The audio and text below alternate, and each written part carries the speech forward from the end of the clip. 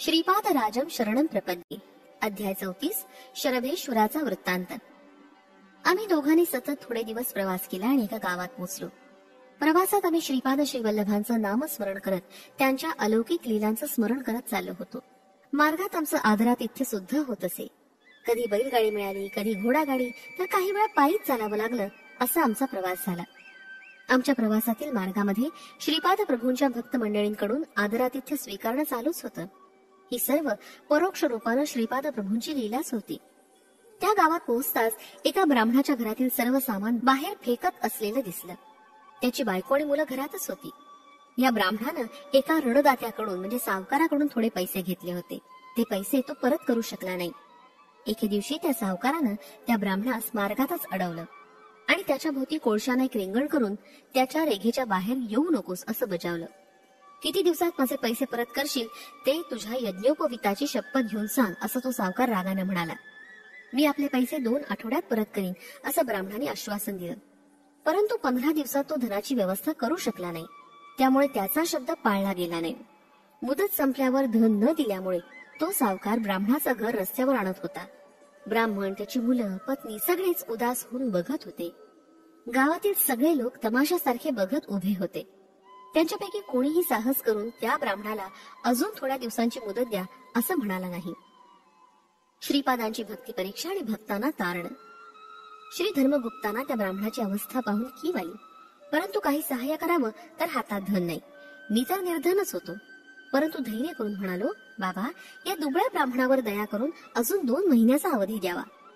या अवधीत श्रीपाद श्रीवल्लभांच्या कृपा कटाक्षानं त्याचे कष्ट दूर होतील. थोडा शांतचित्ताने विचार करा. त्याचं कर्ज फेडण्याची जिम्मेदारी माझी आहे असं समजा. म्हणण्यास मी म्हणालो खरा, पण मनात अत्यंत भीती होती. त्यावर तो सावकार म्हणाला, बरी, तुमच्या शब्दावर विश्वास ठेवून मी याला 2 महिन्यांचा आणखी अवधी देतो. माझं धन पूर्ण फेटेपर्यंत तुम्ही दोघांनी इथून कुठे जाऊ नये. समजा माझं धन ठरलेल्या अवधी त्यानं परत नाही केलं तर याचं घर स्वाधीन करून घेईनच आणि मध्यस्थी केल्यामुळे तुम्हा दोघांना सुद्धा न्यायालयात देईन. तेव्हा न्यायाधीश जी शिक्षा देईल त्यास तुम्ही दोघंही तितकेच पात्र ठराल. दिलेल्या अवधीमध्ये मला किंवा धर्मगुप्ताला त्या ब्राह्मणाची रक्कम फेडणं असंभवच वाटत होतं. मागचा पुढचा विचार न करता, आपल्याला जमतं किंवा नाही याचा विचार न करता अविवेकानं मी शब्द दिला. असं अविचारानं वागल्यामुळं माझा मलाच तिटकार आला. यात श्रीपादांना दोष देणं बरोबर नव्हतं. माझ्या बरोबर बिचारा धर्मगुप्ताला मी संकटात टाकलं. हे आणखीन एक पापच घडलं. जिभेला नियंत्रण नसल्यानं किती अनर्थ झाला याचं हे ज्वलंत उदाहरण होतं. परंतु प्रभूंची लीला अपार आहे, तिला अंतच नाही. अशा परिस्थितीत प्रभूवरील भक्ती दृढ होते किंवा मानव भक्तिरहित होतो. धर्मगुप्त मात्र निश्चिंत होते. ते म्हणाले, शंकर भट्टा, घडलेल्या घटनेचा विचार करू नये. झालेल्या, होत असलेल्या आणि पुढे होणाऱ्या घटना म्हणजे भूत, वर्तमान आणि भविष्य हे सारच प्रभूंची लीला आहे. आपलं ब्रह्मलेखित जे आहे तेच होणार, ते तर चुकणारच नाही. ब्राह्मण पूर्ण निर्धन आणि दरिद्री झाला होता. तो आणि त्याच्या कुटुंबातील सगळेजण उपाशी राहू लागले होते. आम्ही त्यांच्याकडे पाहुणेच होतो, म्हणून आम्ही सुद्धा उपाशीच राहावे अशी दयनीय परिस्थिती होती. श्रीपादांच्या अनुग्रहानं राहण्यास जागा मिळाली. त्यांचे आम्ही आभार मानत होतो. भूक, तहान, थकवा आला असताना, तसंच देणेकरी आले असताना श्रीपाद श्रीवल्लभांचं नामच एकमेव तरणोपाय आहे असा दृढ विश्वास वाटत होता. आम्ही स्नानसंध्या करून श्रीपादांचं नामस्मरण करण्याचं योजलं.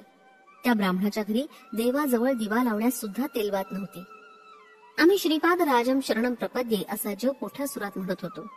घरातील सारी मंडळी सुद्धा आमच्या बरोबर हा मंत्र उच्चारत होते. शेजार पाजारचे आबाल वृद्ध लोक जमा झाले आणि भक्तिभावानं नामस्मरण करू लागले. ब्राह्मणाच्या घरी एक शेतकरी आलाय. ब्राह्मणाचं कर्ज फेडण्याची जबाबदारी त्यानं घेतली आहे.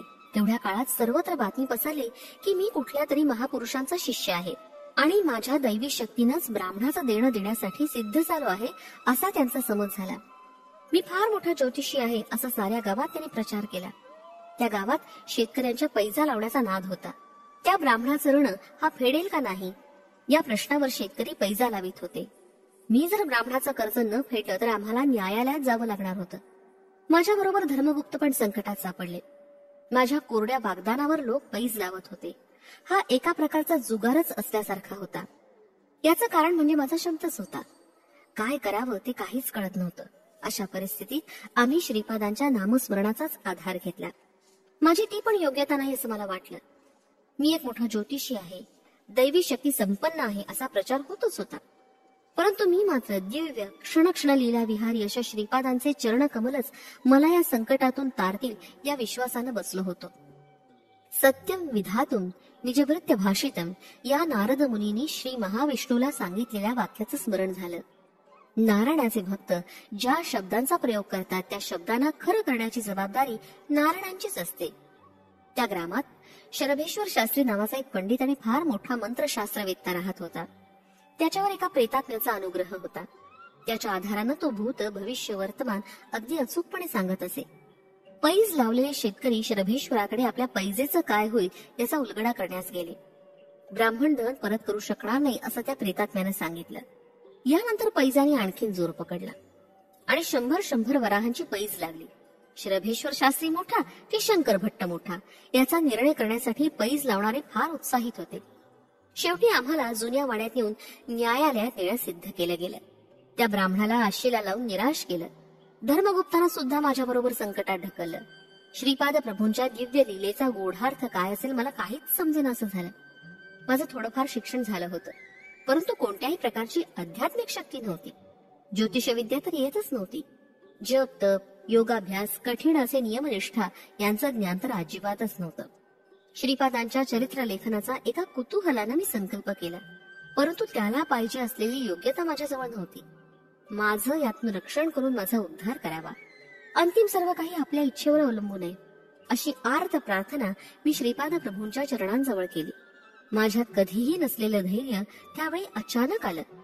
जे होणार असेल ते होणारच, परंतु श्रीपाद श्रीवल्लभ माझं यातून रक्षण करून मला तारतील असा दृढ विश्वास माझ्या मनात उत्पन्न झाला. शरभेश्वर शास्त्री नाईक बहीण होती. ती त्याच गावात राहत होती. तिला एके दिवशी पहाटेच्या वेळी एक स्वप्न पडलं.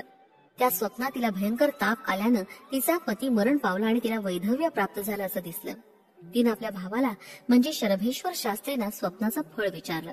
शरभेश्वरानं आपल्या उपस्थित प्रेतात्म्याला त्या स्वप्नाबद्दल विचारलं. त्या प्रेतात्म्यानं सांगितलं, हिचा पती देशांतरी गेलेला असताना मध्येच मार्गावर चोरांनी त्याला घेरलं आणि त्याचं सगळं द्रव्य लुबाडून त्याला मारून टाकलं. ते ऐकून ती मोठ्यानं पतीच्या निधनाचा विलाप करू लागली. आपल्या दैवाला दोष देऊ लागले. तेवढ्यात काही लोक तिच्या घरी आले. तिला धीर देऊन सांगू लागले, आपल्याच गावात शंकर भट्ट या नावाचे महापंडित आले आहेत. त्यांना घटना घटिताचं ज्ञान आहे. श्रीपाद श्रीवल्लभ प्रभू त्यांचे आराध्य दैवत आहेत. त्यांच्याकडून सत्य काय ते जाणून घे असा सल्ला त्यांनी तिला दिला. तिनं आपल्या स्वतःच्या भावापेक्षा कोणी मोठा पंडित असल्याचं ऐकलं नव्हतं. शंकर भट्टाकडून आशीर्वाद घ्यावा अशी इच्छा तिच्या मनात उत्पन्न झाली. तिनं आमच्या घरी येऊन, भाऊ माझ्या मांगल्याचं रक्षण करा अशी मोठ्या दीनवाणीनं प्रार्थना केली. की ऐकून माझ्या हृदयाचं पाणी पाणी झालं. श्रीपादांकडून पंचदेव पहाडामधील विवाह समारंभात शेतकऱ्यांना प्राप्त केलेल्या मंत्राक्षता माझ्याजवळ थोड्या आहेत असं मला आठवलं. माझ्यात एका दिव्य स्फूर्तीचा आविर्भाव झाला. ह्या मंत्राक्षता साक्षात श्रीपाद श्रीवल्लभांकडून मिळालेला असल्यानं हिच्या मांगल्याची रक्षा 100% होईल असा दृढ विश्वास मला प्राप्त झाला. मी त्या बाईला बोलावून म्हटलं, बाई ह्या मंत्राक्षता तू घे आणि तुमच्या पूजेच्या ठिकाणी नेऊन सुरक्षित ठेव. तुझा पती थोड्याच दिवसात तुला भेटेल. हेच सत्य आहे, त्रिवार सत्य आहे. हे वर्तमान काही शेतकऱ्यांनी शरभेश्वर शास्त्रींना सांगितलं. ते ऐकून त्याला आपल्या बहिणीचा फार राग आला.